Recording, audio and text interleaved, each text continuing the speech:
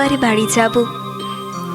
বেনি মাধব, তুমি কি আর আমার কথা ভাবো?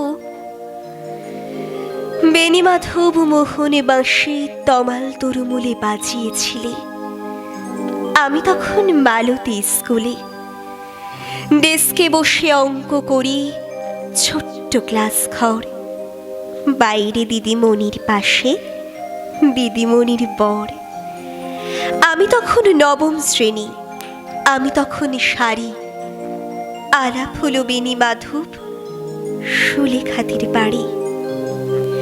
বেনি মাধব লেখাপড়ায় ভালো, শহর থেকে বেড়াতে এলে আমার রং কালো।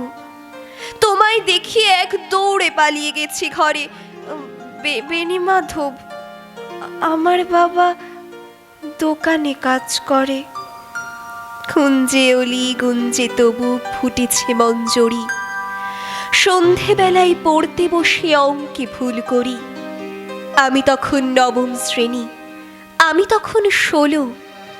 ব্রিজের ধারে বেনি মাধব লুকিয়ে দেখা হলো।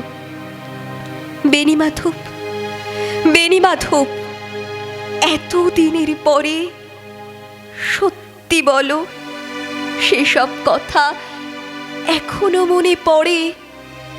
সেসব কথা বলেছ তুমি তোমার প্রেমিকাকে? আমি শুধু একটিবার তোমার পাশে তাকে দেখেছিলাম আলোর নিচে, অপূর্ব সে আলো। স্বীকার করি দুজনকেই মানিয়েছিল ভালো।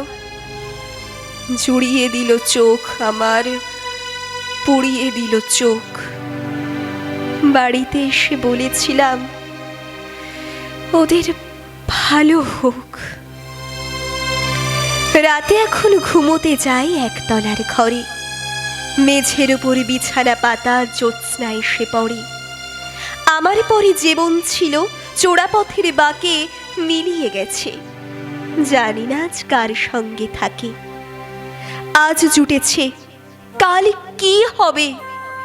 কালের ঘরে শনি। আমি এখন এ পাড়ার সেলাই দিদিমণি।